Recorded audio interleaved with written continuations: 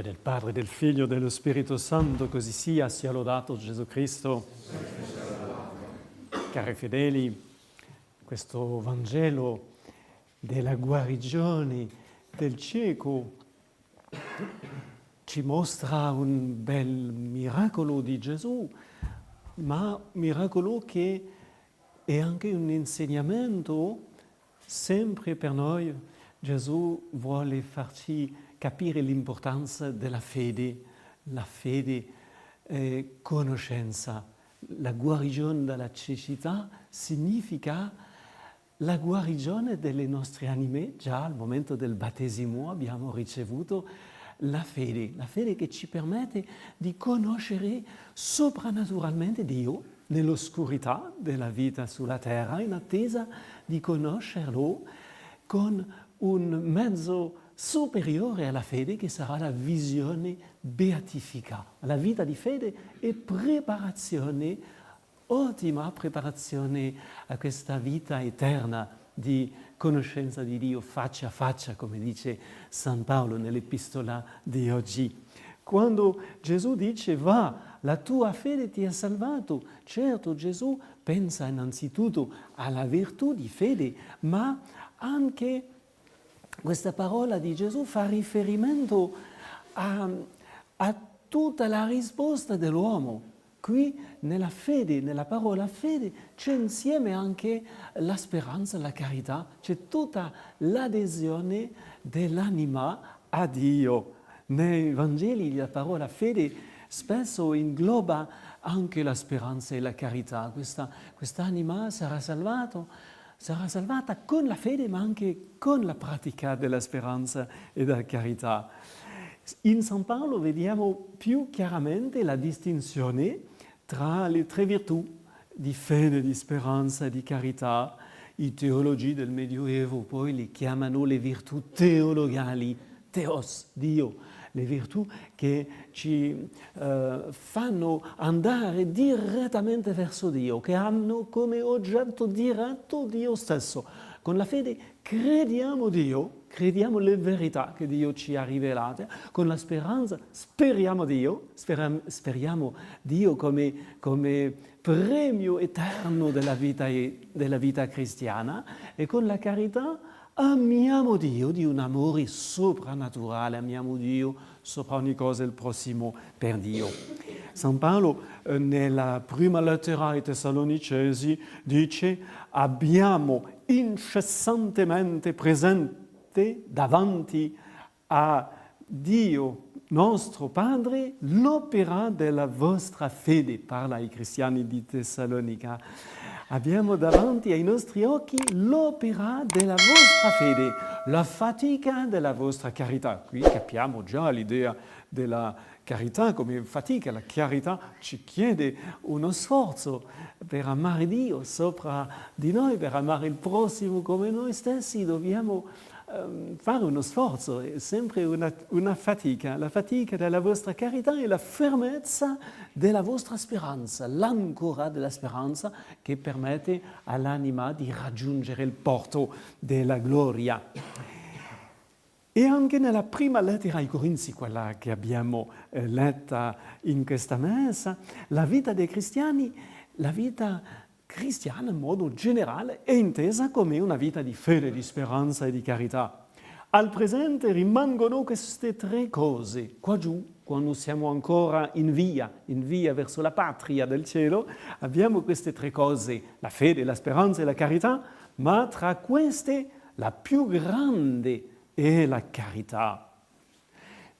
Certamente sì, la più importante di queste tre virtù teologali è la carità, perché la carità rimarrà per sempre nell'anima. Quando l'anima lascerà questa terra, quando l'anima entrerà nella gloria del cielo, non ci sarà più la fede, perché la fede ci fa conoscere Dio qua giù, senza vederlo ancora.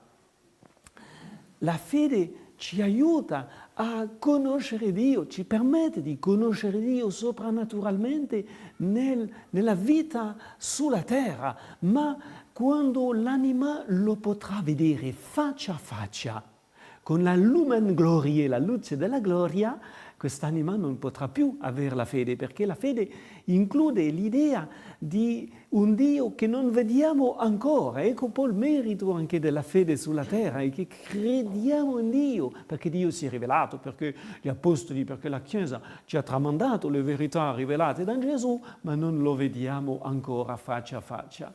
Non si può più avere la fede in cielo, perché questa fede della terra è fatta sola per la terra e viene sostituita, una volta arrivati alla gloria, dalla luce della gloria, dalla visione faccia a faccia, da un modo di conoscere Dio che sarà ancora molto superiore alla fede, questa visione eterna di Dio nella sua gloria.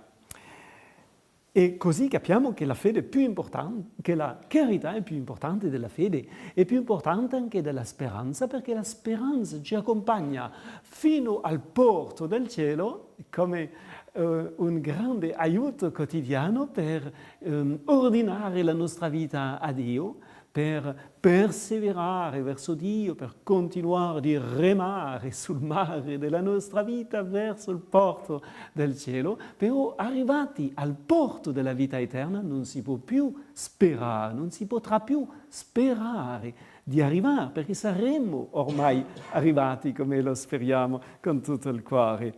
La carità invece rimarrà per sempre, fissa per sempre al grado dove era arrivata al momento della morte, e da questo grado di carità dipenderà il grado di gioia e di visione e di godimento eterno della visione di Dio.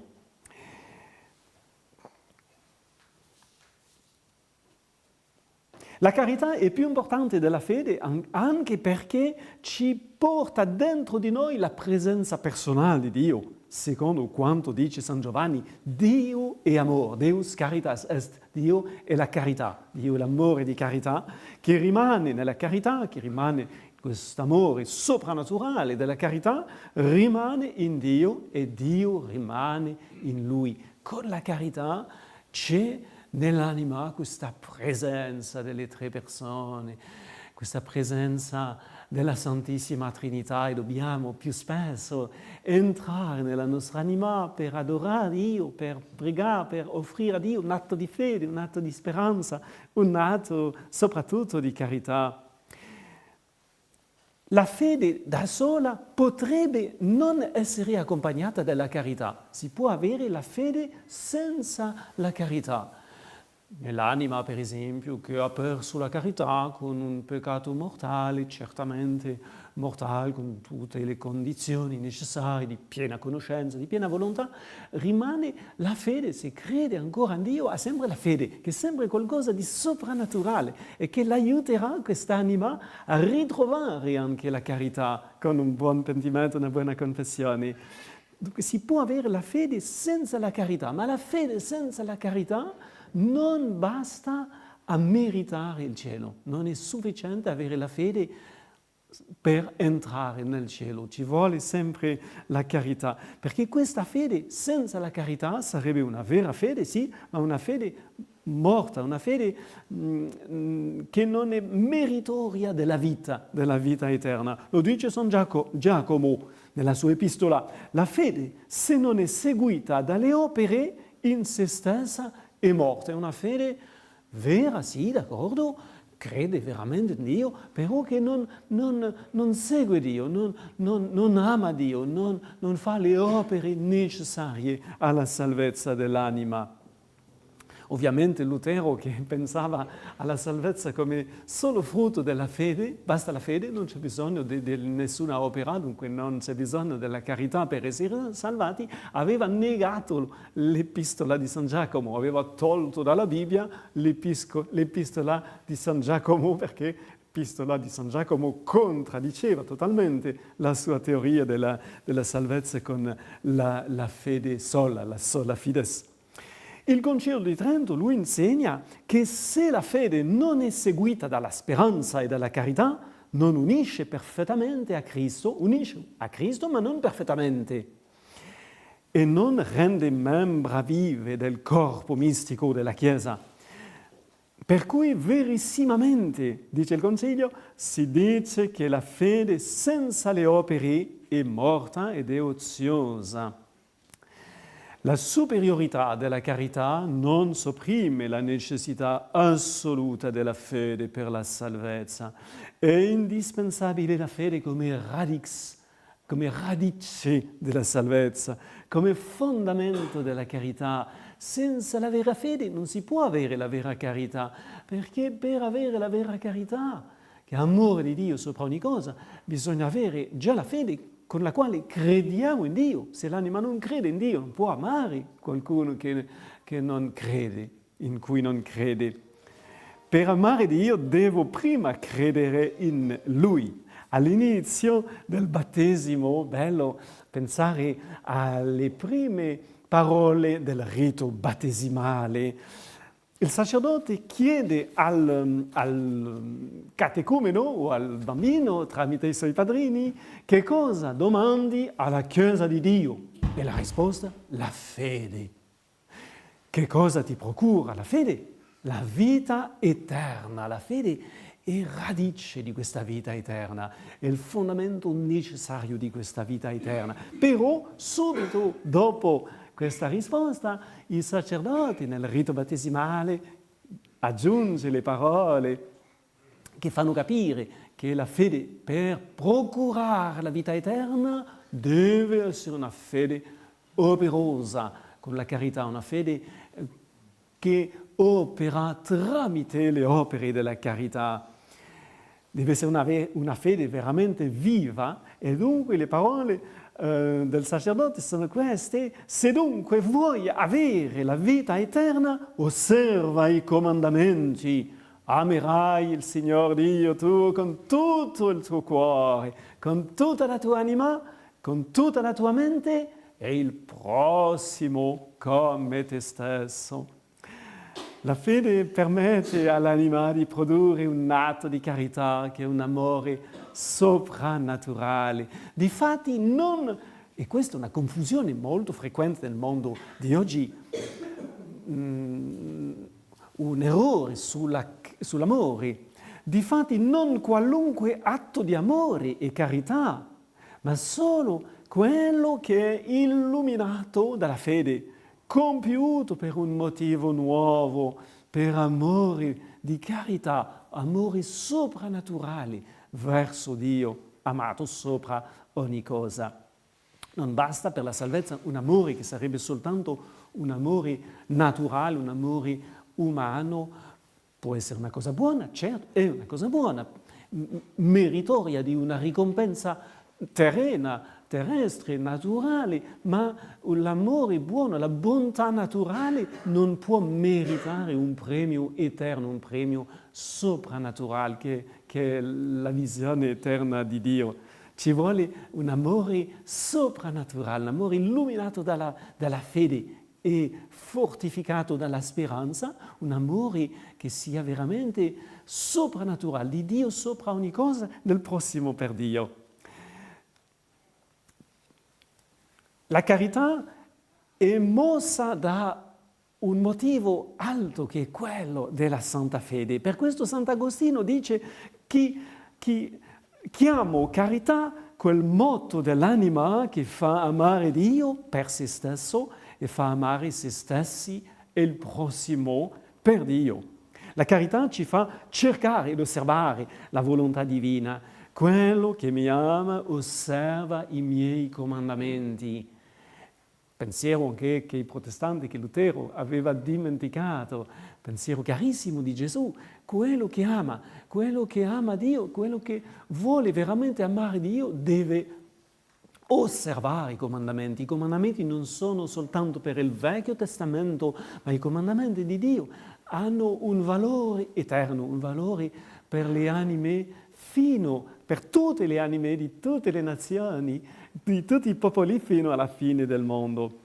Non chi dice Signore, Signore entrerà nel regno dei cieli, ma chi fa la volontà del Padre mio che è nei cieli. È la volontà del Padre del cielo e che abbiamo nel cuore sempre più forte più fortemente radicati la fede, la speranza e la carità. E allora chiediamo a San Giuseppe che ricorderemo, che festeggeremo in modo speciale il 19 marzo, ma che ricorderemo tutti i giorni del mese di marzo perché è il mese di San Giuseppe. Chiediamo a San Giuseppe, Joseph Fidelissimus, come dice la litania di San Giuseppe, Giuseppe l'uomo di fede fortissima, chiediamo la sua intercessione per proteggere nel nostro cuore la fede, la speranza, la carità. Chiediamo ancora di più alla sposa carissima di San Giuseppe, la Madonna Virgo Fidelis, la Madonna custode della nostra fede, ma anche della nostra speranza e della nostra carità. Chiediamo a Maria Santissima di proteggere nel nostro cuore questo triplice tesoro della fede, della speranza e della carità e di aiutarci così proteggendo le tre virtù teologali, ottenendo per noi l'aumento di queste tre virtù, la perseveranza in queste tre virtù, di aiutarci così a raggiungere un giorno